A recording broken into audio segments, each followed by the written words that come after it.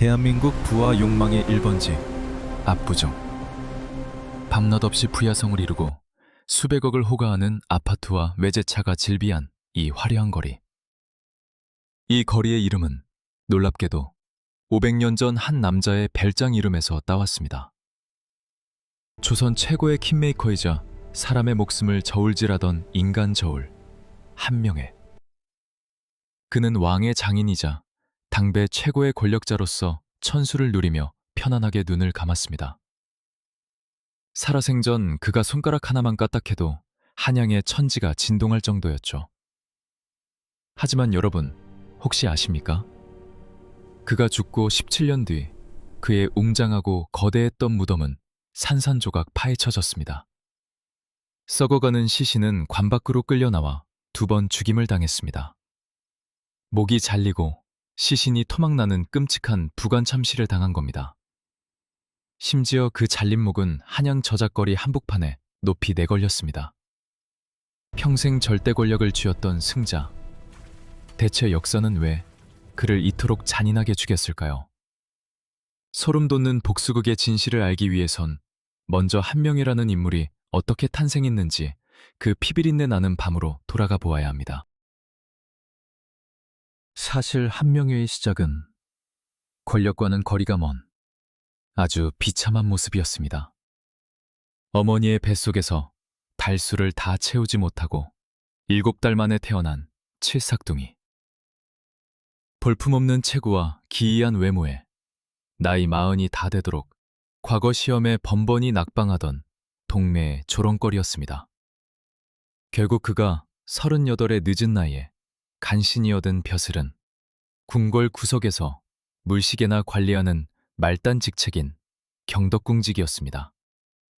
하지만 사람들의 멸시와 비웃음 속에서 그의 내면은 지독한 권력욕이 괴물처럼 자라고 있었습니다. 그는 밤마다 한양의 건달과 한량들을 모아 세력을 키웠고 마침내 야심으로 똘똘 뭉친 한 마리 굶주린 호랑이 수양대군과 손을 잡게 됩니다. 1453년 10월 10일 조선의 밤이 검붉은 피로 물든 계유정난의 날, 한명회는 궐문 앞에 서서 명단 하나를 쥐고 있었습니다. 이른바 살생부. 그는 궐문으로 들어오는 대신들의 얼굴을 횃불 아래서 하나하나 확인하며 살려둘 자와 죽일 자를 철저히 저울질했습니다. 살. 그의 입에서 이 짧은 한마디가 떨어질 때마다 어둠 속에 숨어있던 자객들의 철퇴가 날아들었습니다. 영의정 황보인, 좌의정 긴종서. 조선을 떠받치던 기둥 같던 충신들이 그날 밤 이 칠삭둥이의 손가락질 한 번에 내수가 터져 죽었습니다. 비명조차 지르지 못한 끔찍한 학살이었습니다. 이날 사건으로 수양대군은 12살에 불과했던 어린 조카 단종을 밀어내고 왕자를 찬탈해 세조가 됩니다. 한명회는 1등 공신이 되어 물시계나 보던 늙고 초라한 관리에서 조선을 쥐고 흔드는 2인자로 완벽하게 부활합니다. 권력의 달콤한 피맛을 본 한명회는 거기서 멈추지 않았습니다. 영원한 권력을 주기 위해 자신의 2딸을 예종과 성종 2명의 왕에게 차례로 시집 보냈습니다. 왕조차 한명회의 눈치를 봐야 하는 외척 중의 외척, 그야말로 초유의 시대가 열린 겁니다. 그는 한강물이 훤히 내려다 보이는 가장 아름다운 절경에 압구정이라는 화려한 정자를 짓고 명나라 사신들을 접대했습니다. 친할 아베, 갈매기 구. 권력을 내려놓고 갈매기와 벗하며 자연 속에서 살겠다는 참으로 위선적이고 가증스러운 이름이었습니다. 하지만 그들의 화려한 승리 이면에는 끔찍한 공포가 싹트고 있었습니다. 어린 조카 단종을 쫓아내고 용상에 앉은 세조의 꿈에 기분 나쁜 불청객이 찾아옵니다. 바로 단종을 낳고 하루 만에 세상을 떠났던 단종의 어머니, 현덕 왕후였습니다. 내 이놈, 내 아들의 왕위를 빼앗은 것도 모자라 목숨까지 끊으려 하느냐. 네 놈도 내 새끼를 잃은 고통을 겪게 될 것이다. 원한에 사무친 현덕왕후는 세조를 향해 도끼 어린 침을 뱉었고 세조는 비명을 지르며 깨어났습니다. 그날부터였습니다.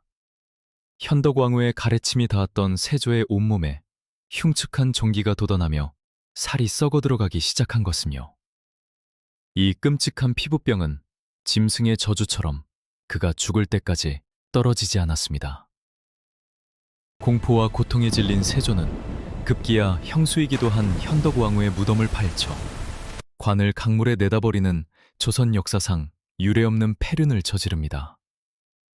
왕관을 썼지만 이미 제정신이 아닌 미치광이가 되어가고 있었던 겁니다. 1441년 조선 5대 왕 문종의 아들로 태어난 이홍희는 어린 시절 총명하고 마음이 따뜻한 아이였습니다. 엄격한 궁궐 안에서도 신하들에게 먼저 다정한 인사를 건넸고 이름 없는 나인들의 얼굴을 하나하나 기억해 줄 만큼 세심했습니다. 하지만 그 평화로운 봄날은 길지 않았습니다. 아버지 문종이 재위 2년 만에 황망히 세상을 떠나면서 12살 소년의 어깨 위에는 너무도 무거운 왕관이 씌워졌습니다. 1457년 단종의 나이 불과 16. 숙부인 세조와 함령에는 그를 벼랑 끝으로 몰아넣었습니다. 금성대군이 단종의 복위를 꾀했다는 명분 아래 단종을 노상군으로 강등시켜 강원도 영월의 청령포로 유배를 보냅니다. 그곳은 삼면이 강물로 막히고 등 뒤로는 깎아지른 절벽이 서 있는 곳. 배가 없으면 단 한 발자국도 세상으로 나갈 수 없는 이 고립된 섬에서 17살의 단종은 서서히 말라가고 있었습니다. 유배지에 갇힌 소년왕은 잠 못 이루는 밤마다 창밖을 지켰습니다.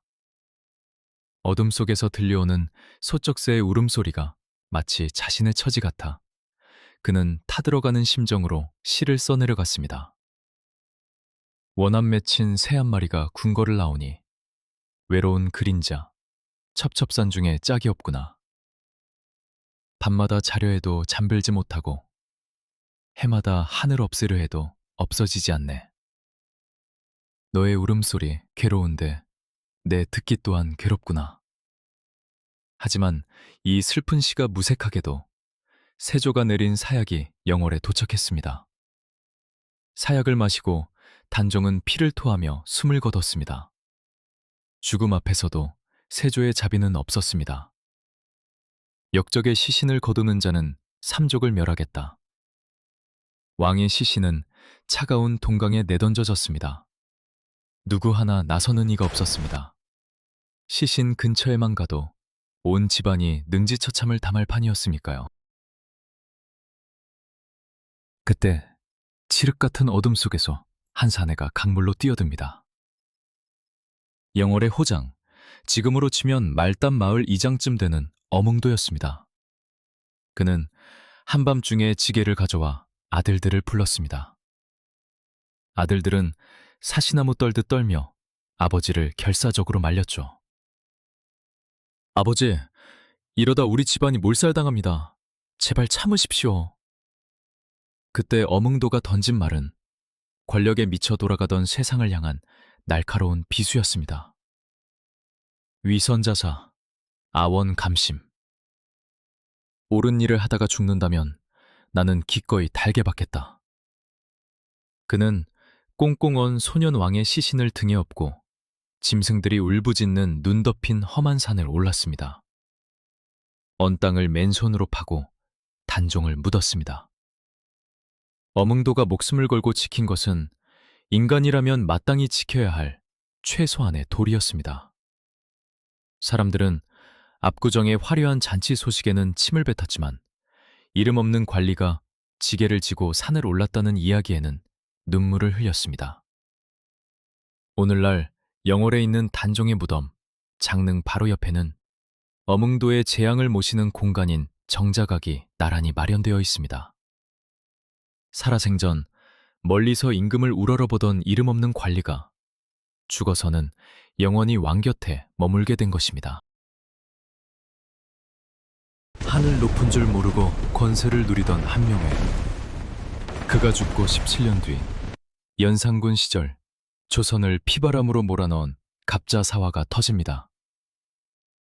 연산군은 자신의 생모인 패비 윤씨를 죽이는 데 동조했다는 이유로 이미 무덤 속에 있던 한명회의 시신을 파내 목을 치고 거리에 내걸었습니다. 갈매기와 친하게 지내겠다던 압구정의 주인은 결국 그 화려한 정자의 현판마저 뜯겨나간 채 무덤조차 잃어버리는 비참한 최후를 맞이했습니다. 반면 버려졌던 단종은 242년 만에 숙종에 의해 조선의 왕으로 당당히 복위되었습니다. 평생을 도망쳐야 했던 어문도 역시 조선 최고의 충신으로 추중되며 역사에 기록되었습니다. 지금 영월 청령포에 가보시면 참으로 기묘한 풍경 하나를 볼 수 있습니다. 수백 그루의 소나무들이 어소를 향해 일제히 허리를 굽히고 서 있죠. 마치 500년 전 그 외로웠던 어린 왕을 향해 지금도 무언의 절을 올리고 있는 것처럼 말입니다.